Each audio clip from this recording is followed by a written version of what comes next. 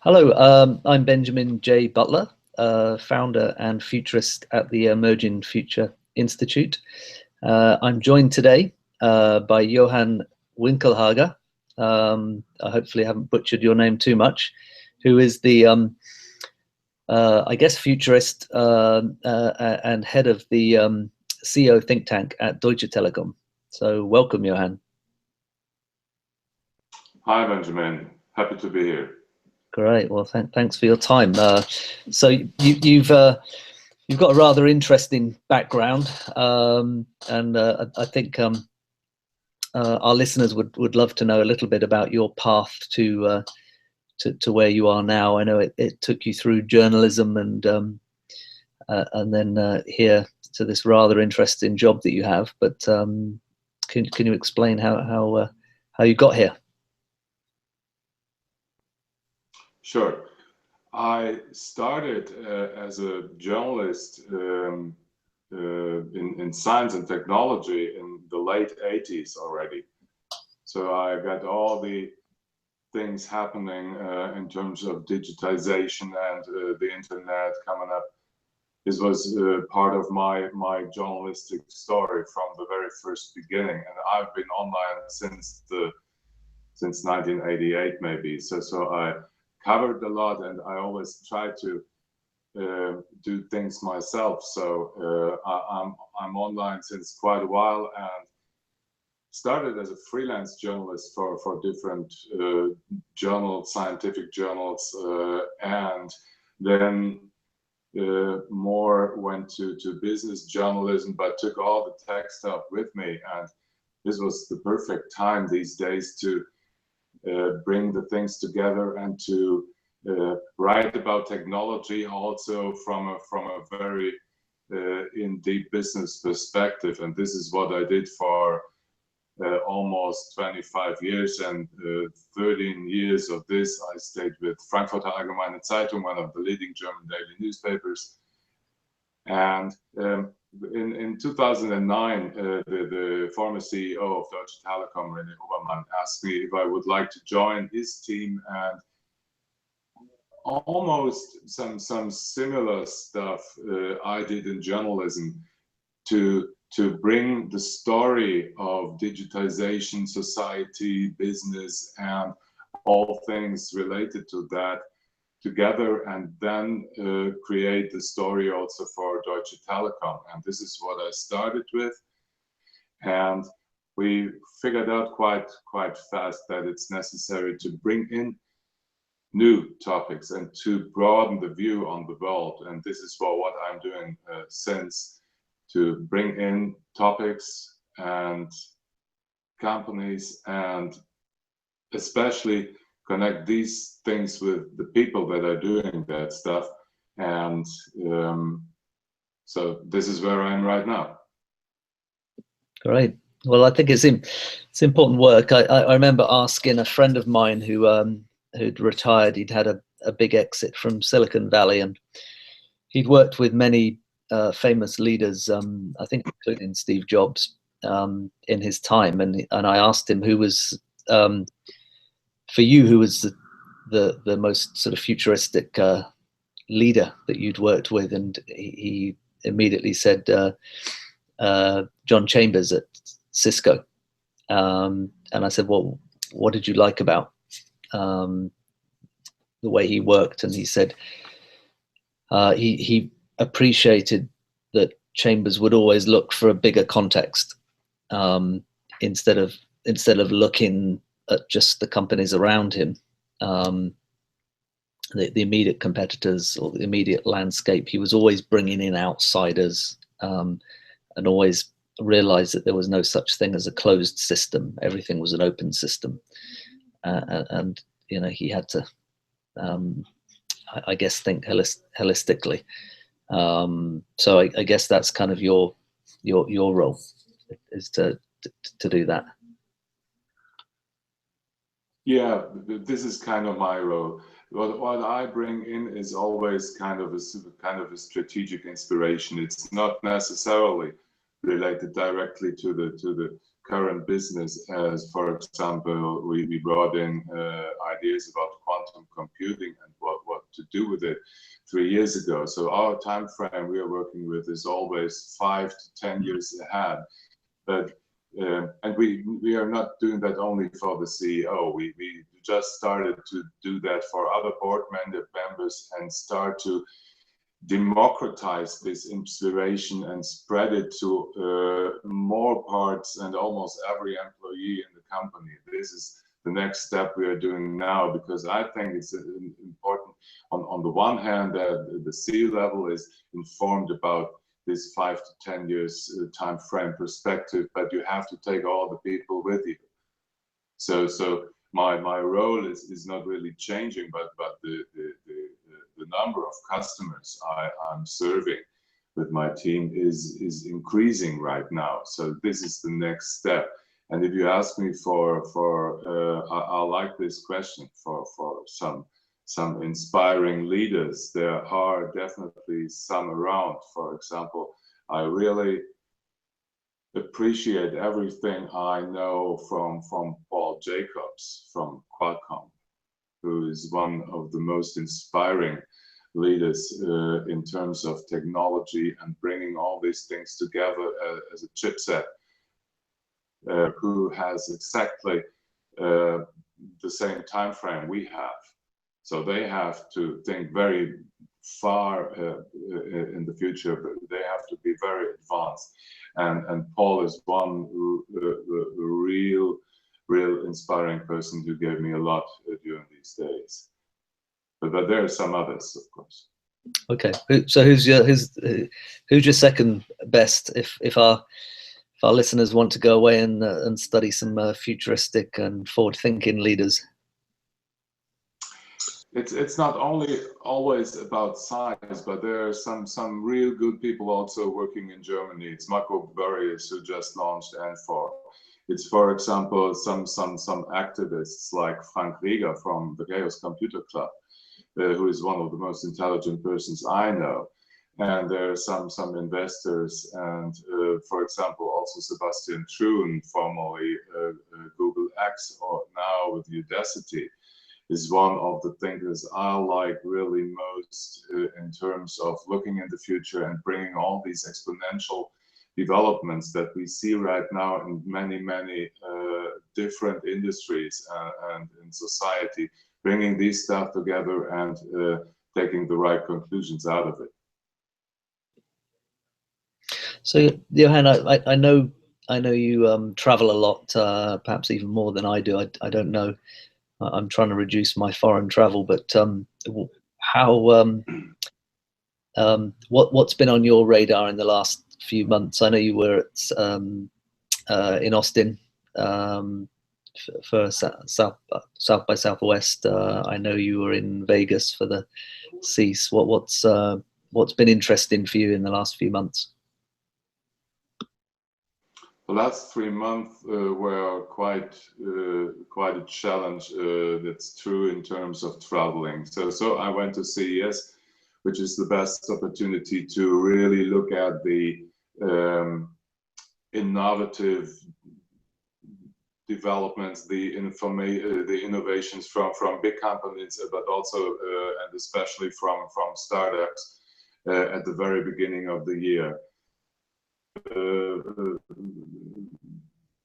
Shapiro is the leader, and he really made it the hotspot for innovation at the beginning of the year again. Second is, for example, all the DLD conferences from Hubert Burda, headed by Steffi Czerny. They're always very inspiring, and we go there, we're partnering with them, we go there with our CEO, we meet people and start very good discussions, and this is a place for exchange all these ideas we have and talk them through with other interesting people. Third is Mobile World Congress, of course. This is the melting pot for the entire communication industry and the adjacent sectors. And it becomes more and more to the innovation showcase in the world in terms of connectivity, in the future of connecting the IoT things, bringing technologies like 5G in place, and it's really the place to feel the heartbeat of our very industry. And then third is, of course, South by in Austin, and this was really inspiring. It's a very good combination between all between a really well curated program and the interactive stream. And it comes along with a small fair with weird stuff from NASA up to, I don't know, digital tattoos from the University of Texas. And then also it comes with all the music and the movies. So what they do, they create a very special atmosphere which opens people's minds up. And this is what I like a lot. And of course, the weather in Texas in March is much better than it is in Frankfurt, where I live, or in Bonn, where I'm based. So this was another advantage of South by. But this was really inspiring, and the people, to me, instantly are in another mood. And of course, you meet a lot of people you already know, and on the other hand, you went to meetups about topics you've never heard about, and you talk to 8 or 10 people for an hour, and it sometimes is mind-opening, and you realize that there is another topic you have to take care about. What? And let me one David Kirkpatrick's Techonomy conference is well recommended. The next will be in May in New York, like DLD is, and the main conference is in November in Half Moon Bay. Also very inspiring, very nice place to be. What themes stood out for you at some of these events? I mean, take South by Southwest. South by was really focused on the question, to me, on the question, how can man and machine communicate in the future? And this comes along with the question why, for example, Pepper has a display, and does he have to? The robot from SoftBank, and it goes through advanced robotics, who takes care of the people working with a robot, and it ends up with the BCI, with the brain-computer interface, which is one of the most fascinating things I'm working on right now, because I really believe that we will work with computers and machines in the future on very different ways than we are used to do so in this very moment. I think direct connect brain to machine will take another 5 to 10 years. People are working on that very hard. Elon Musk started Neuralink last week or the week before, and there are so many good people on that, like Brian Johnson from Kernel, and this will be the next frontier to me. How we connect to machines first, and second, how we enhance the human body. But we can go, if you want, a little bit deeper into that. Yeah, I'd love to. You know, there's, if you read the many newspapers, there's sort of this dystopian dialogue with kind of robots and AI at the moment, and you know, will they take all our jobs, or you know, all sorts of things. But what's the optimistic picture of where this trend is going? Particularly, you know, you mentioned Elon Musk and you know, connecting the brains to machines.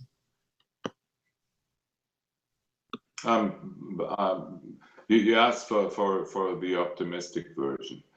The optimistic version is that these systems like robots, AI, big data behind that, they will take a lot of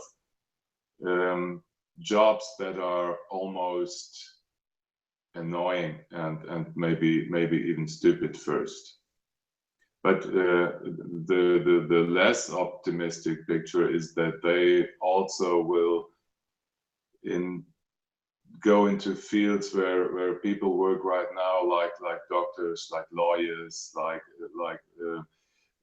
insurance agents, and all these people that are today more satisfied with their jobs than maybe some blue-collar workers replaced by a robot are. But the efficiency gains and the level of accuracy is so much higher if you get this by a machine or an algorithm. And it helps, for example, the patients much more than a single doctor maybe is able to. But to me, in the very end, the combination between man and machine will stay the most powerful tool that we have for quite a long time. So the optimistic version is that man and machine have to find ways to communicate and to interact, to work together. And there is brain-computer interface is one topic. Natural language recognition is far advanced already, but will become better. All steering via gestures and all the other things will advance a lot. So I think the combination between man and machine has a great future. Well, in sort of 10, 20 years time, what you know, we have the analogy now that everyone talks about, oh, just with my smartphone, I've got more computing power and more information than the president of America did, you know, 20, 30 years ago. What are we going to be saying in 10, 20 years time, particularly with the brain-computer interface? What kind of amazing things will we witness, do you think? I think all the information the world has ever created will be on your fingertip. But in this 10 to 15 years time frame, and many information is it already today.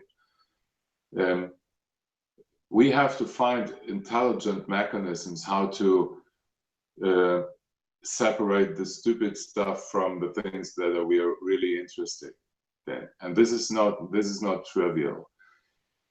We have to find ways to encourage serendipity and cut off a lot of unusual or not necessary information to us at the same time. So we have the discussion about filter bubbles in certain social networks, so that the people are staying with only with the people that have the same opinion but get no inspiration from outside no more. So we have to find intelligent ways to cope with the mass of information and to find out what we are interested in and leave things open for surprises and some unusual, disruptive, and at the very end, mind-blowing new information that doesn't come along by itself. So we have to open the door and to filter at the same time. That reminds me of when I visited over in Vegas, Las Vegas, the gentleman that wrote the book on happiness and entrepreneurship, that founded Zappos, Andy Shea or Tony Shea, and you know, he was trying to create that sort of entrepreneurial ecosystem in Vegas. Obviously, a challenging role, but I remember one of the I think he had three key principles. One of them was collision.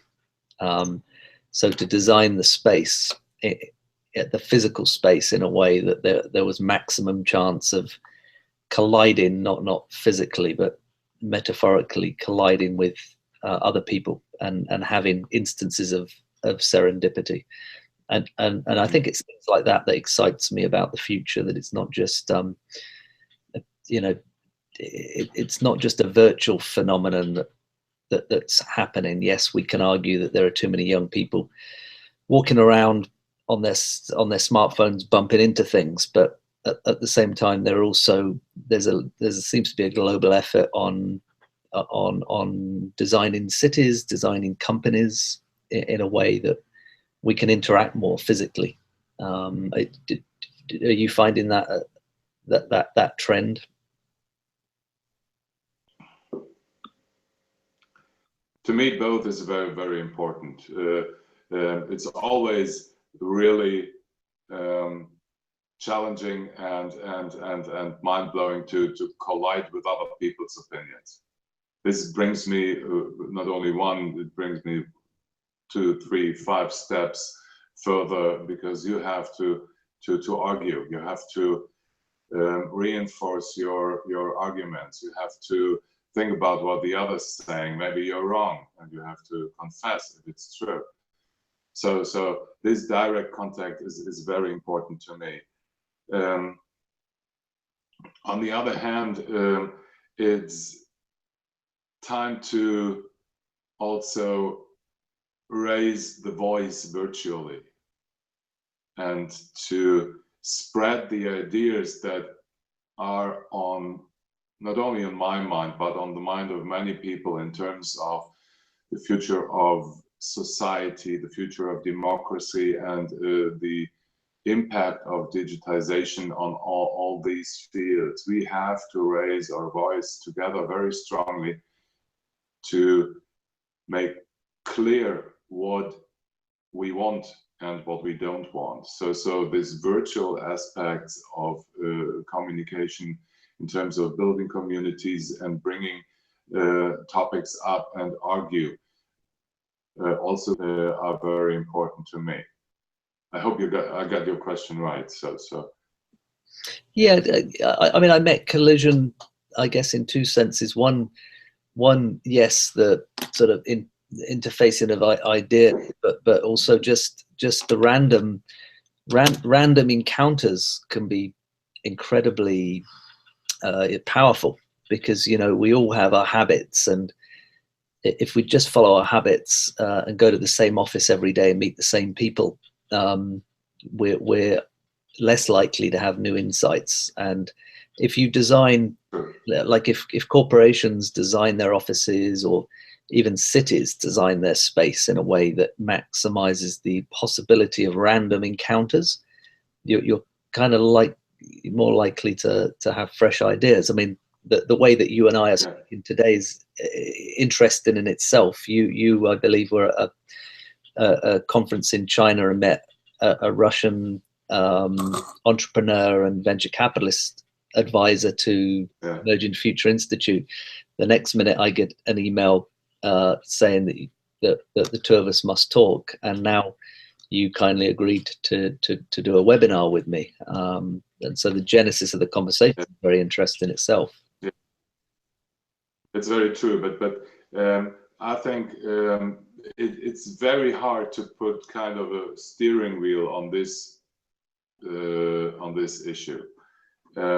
And what my experience is, you can try to create an atmosphere within the company that enables these random encounters, these collisions. But to be honest, I'm a deep believer in the very fact that if you want to be inspired, you have to leave your own company for traveling, for meeting people. And this is when I ended up in China, meeting the Russian guy. He was connecting me to you, and we do the webinar right now. So this is kind of the way that inspires me personally, because you meet so many people with so many opinions which are not related to that what you find within your own company, and then you can go back and then you become part of this random encounters of this disruption that you can carry into the company. But you have, I believe, you have to leave and to travel and to meet other people, hear other things, and then come back and compare and become another inspiring part within the company. Staying there, waiting for encounters, waiting for collisions doesn't work. No, I hear you. The more you go out of your smaller ecosystem, the more likely it is to get fresh ideas. In that context, actually, while we're talking about sort of ecosystem and geography, how do you rate the world's sort of entrepreneurial ecosystems now? I looked at I did an article on our website about I think it was called the Startup Genome, and it had, of course, it had Silicon Valley #1, I think New York and London as sort of 3 top ecosystems, but there's a lot of catch up elsewhere around the world, and I know Germany and Berlin have been thriving in recent years. What's your sense? I think the US and especially the Silicon Valley are still the most innovative places in the world, but there is fierce competition, and this unfortunately does not come from Europe right now. I have great respect for all the cities like Berlin, like Paris, Barcelona, and of course Berlin. And they've got real vivid ecosystems of startups in many respects. But what I see right now is that Asia, and especially China, is evolving with high speed. I'm pretty sure that China will become, for example, the next Silicon Valley. And if the US are not fast enough, they will lose their #1 position in terms of innovation, innovative ideas, companies created on them and distributed that all over the world within the next 10 years. And Europe has a real great potential from my view, because it's more diverse. You find these unexpected encounters and collisions on a very, very small geographic area. So this is one of the biggest advantages Europe has. On the other hand, it's one of the biggest disadvantages.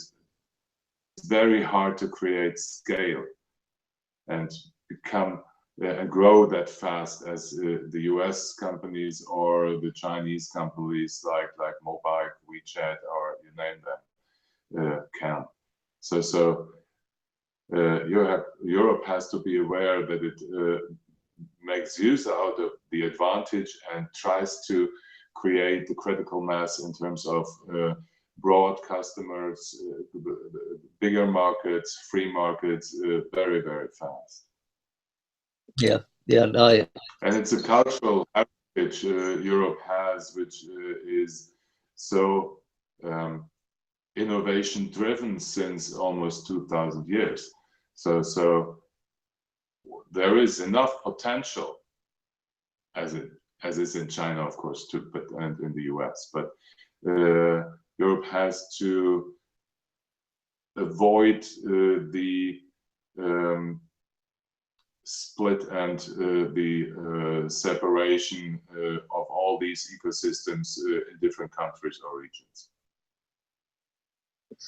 Well, that naturally leads me to two areas for exploration. One is obviously Brexit, and the other is China's rise. So maybe I'll ask you about China first.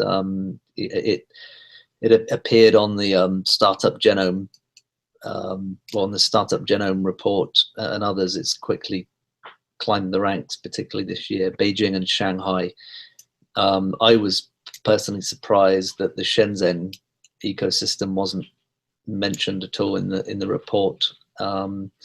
What were you impressed by on your recent visit? And did you meet Alexander Shulgin in the Shenzhen conference? The conference was in Guangzhou, and Guangzhou is a pretty good example about what's going on in China. They set up a new business area since the last 15 years, but this doesn't look like something small. It's a real new city that they built up with the best architects in the world, and it's all rented. It's full. They have very innovative companies sitting there. For example, WeChat is based in the headquarters is in Guangzhou, and it's a 19 million people city. So they have enough potential to become one of the hotspots in terms of innovation, and they really want that. They are burning to do so, and they are really behind it. There is no lazy breakfast startup entrepreneurship mood. There is a real burning man, we want that mood behind all these people I've met in Guangzhou.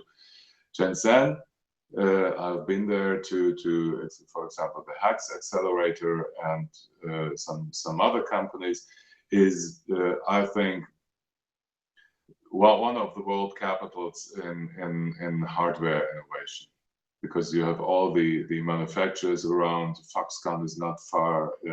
Huawei as a supplier, network supplier, is quite close and based in Shenzhen, and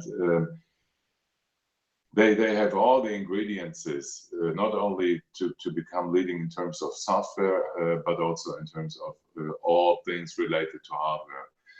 Already the manufacturing part of the world, and they are really improving, and the speed is tremendous, and it's no longer about reverse engineering and copying things and bringing them to the market with another name or something like that. These days definitely are almost over, but they are so innovative. Look at companies like Huawei or Tencent, that they are the leaders in their respect. For example, Facebook is starting to copy some WeChat features. Huawei is very innovative in terms of network equipment, and all these things coming together and combining that with a 1.7 billion people market, domestic market, creates real powerful and big entities that are quite competitive, and they haven't started yet to enter other areas except for Asia maybe, but they will go to the US, they will go to Europe, and they will be the real competitors that for the companies here. Yeah, so China is a real challenge. Yeah, a lot of senior people in Silicon Valley are saying that Beijing and some of the other ecosystems in China present the greatest risk to Silicon Valley, and I guess it really helps that they have a large local market. Brexit, going back to Europe, you said some fairly well balanced things about Europe, but it was generally optimistic. How do you feel about post Brexit Europe? Given that Article 50 was I guess, invoked by the British Prime Minister last week. Yes, I don't want to argue about decisions taken in a democratic way by independent countries and the people that are living there. But to me personally, Brexit is just the very opposite of the way that Europe has to go in the future. The European Union is not the best system that we could set up, and we have to improve this system continuously. But I think separating again is like digging its own grave. So you can do so many trade set up trade associations and agree upon certain TTIP or whatever you name all these contracts, but you will not be willing, or others will not be willing to do this very thing with 28 European states separately, for example. This is ridiculous. So I'm very concerned about the state of the European Union after Brexit and before some elections in Europe to come. And I would not exclude that we will see some severe changes.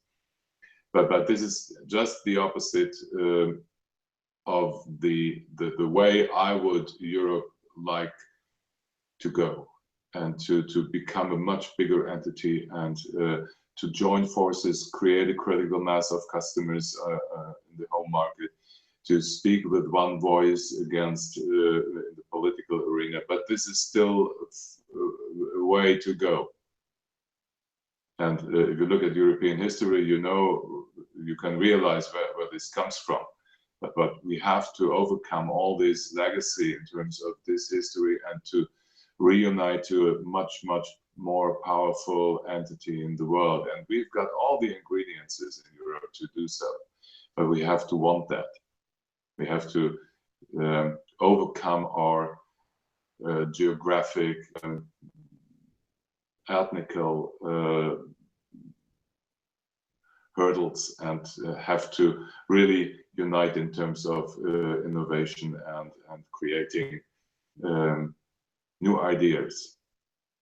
But I'm concerned. Yeah, I hear you. I spoke to one futurist this morning, and that in Virginia, actually, 80. He's over 80 years old, and he said he thought that it was part of a move globally to decentralization, and I was thinking about that. That perhaps.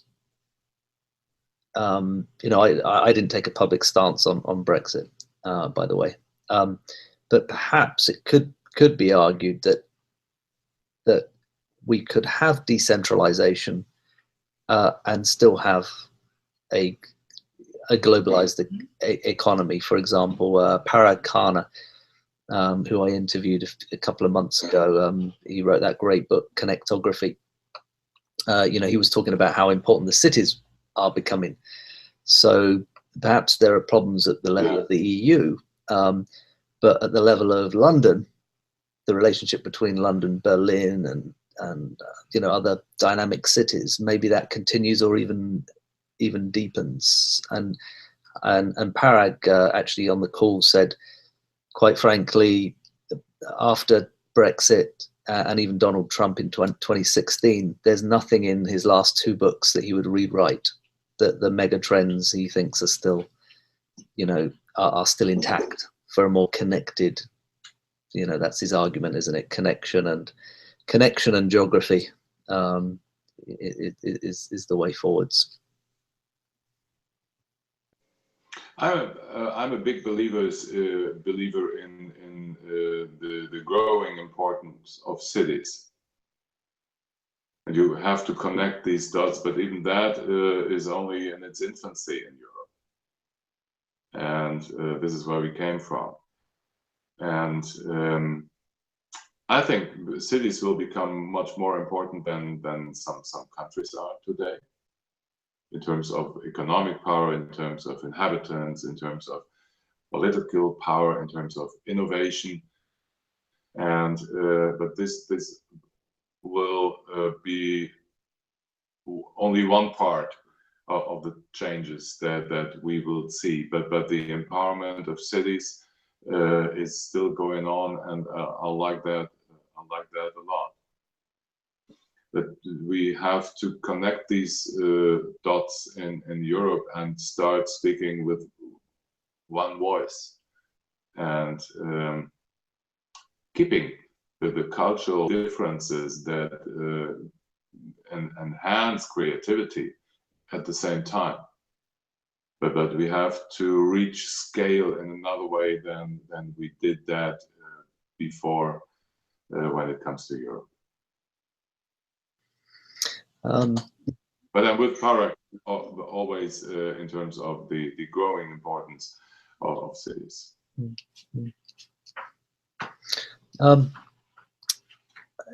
Telecom industry. What's the direction? What can you tell us? You know, I know you're in the CEO's think tank, so there's only so much you can potentially tell our listeners. You told me that you thought that sort of 5G was somewhat underrated. What's the future in your industry? Yes, 5G is definitely is one of the big things to come until 2018 to 22. I don't know. I don't want to be more precise on that. It's not only the fifth generation. It's not only a linear development from generation 4 to generation 5. 5G comes with completely new features in terms of bringing technologies, network connecting technologies together on the one hand, and delivering very tailor-made individual connectivity to a lot of different services. So if you think about narrowband IoT connections, for example, they don't need a short latency or even the big bandwidth. But when it comes to the to steering for example, autonomous vehicles in various respects, so whether drones or cars or whatever, buses, trucks, then you need a very fast network in terms of interaction and latency. And this, for example, 5G can deliver very, very individually, because you can what they call, you can slice the network. It's not one size fits all. It's more you get your tailor-made connectivity for your very service that you're offering at the time. So it's much more than a linear development from 4 to 5 with some more bandwidth and some more features in it. It's a completely new ecosystem of different services that can be offered. And the good thing is that these negotiations are still going on, can be delivered globally. So it's another, after 4G, it's another real global standard, for example, for narrowband IoT, for IoT in general, for autonomous vehicles, for everything related to health. Because if your pacemaker, for example, needs some certain connectivity, you want to have that in China as well as in Berlin. So this is what 5G is about, and this is a real big thing in our industry right now. And every telecom operator is really focusing on that. and looking for the services that can come along with this new ecosystem. Interesting. Okay, we have sort of five minutes left, so let's go from the corporate level back to the individual level. So I've got a two-part question for you. Firstly, I like asking visionary thinkers like your good self, what's been the most inspirational book you've read recently, is part A, and part B is what other advice, apart from reading that book, what other advice could you give someone dealing with this world of great opportunity and great uncertainty? You know, people tend to talk about the uncertainty part, but I try and I recognize things are uncertain, but I like to be optimistic as well. But it's not the only one, but David Egger's Circle was quite impressive, and it made me think about a lot of things in terms of how we handle the privacy of data in the future, and how to get the most out of the data like that is out there in the best way at the same time, and how to bring people and to let people contribute on a voluntary basis with their data to the entire ecosystem, anonymized, and but for the very sake of the entire society. I think we've got some very good examples where people are willing to give away private data, even not anonymized, when they have the chance to help people. In terms, for example, in terms of blood cancer, you can test. They do the testing, and maybe they are the perfect match as a donor to someone who has to die. The other way around, when there is nobody found to do give some help. So willing to give away these data when they know why. So what David Eggers made me think about is that we have to give some aims, some things that we want to reach and to fix with the data that people might contribute. And this would be 99% anonymized, but I'm, for example, health is a big thing. I believe that you could reduce the people dying from multi-resistant viruses in hospitals, and these are quite a lot, by 50% if you would put all the data together that you have, who has been where, which nurse has been treating, what was the treatment, how was the room cleaned, who came there next, and if you combine all these data, you could reduce the mortality in terms of these things by 50%. I think this is something society could go for, and this is also something that should not be hindered by radical approach on privacy. If you anonymize the data, the efficiency and the efficiency gains and reducing mortality could be very big, and this goes and comes along with, of course, efficiency gains in production and all this stuff. If you bring all these data together, this is what the book made me think about. It's a little bit older, but this is what made me think new ways. Yeah, very interesting. I do agree. I think AI and data in life sciences, healthcare is going to be a phenomenal revolution. I was I'm writing an article at the moment. So in fact, one of the reasons I'm in Seoul at the moment is actually you're trying to set up an AI hub, and I'm an investor and an advisor to the Emerging Future Institute actually out here.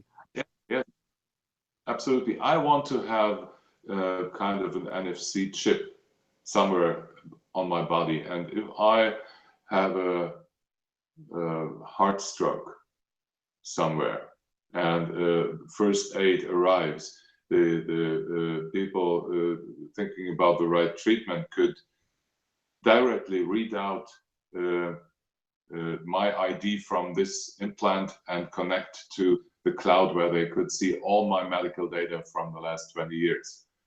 So this would be very helpful for them to get me the right treatment.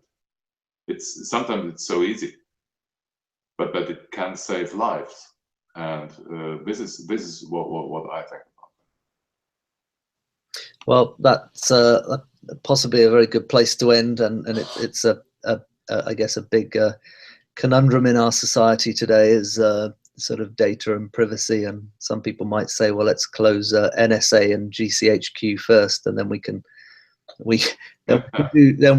then I'll have a microchip put in my body. Other people are obviously open to that. I crossed paths with Zoltan Istvan a few months ago, who is that journalist in the United States who drove a bus around the US for a couple of years, representing the Transhumanist Party, and now he's running for governor of California. I think there's some famous photos of him on his website having his microchip put in his, I think, wrist.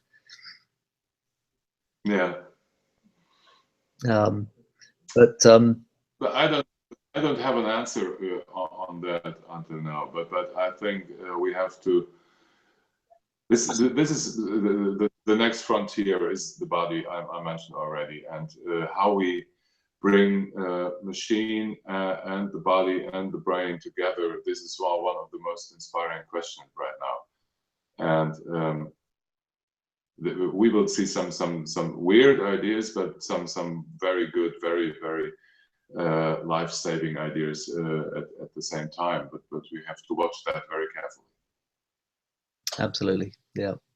Well, look, Johan, I really appreciate you taking an hour out of your very busy schedule. Good luck with all your travels and endeavors, and I hope I can persuade you to come back one day and continue the dialogue. I will be happy to do so, and thank you for having me. Always happy to contribute and answering also questions and start discussions. This is what my job is all about. Great. Thank you very much. Okay.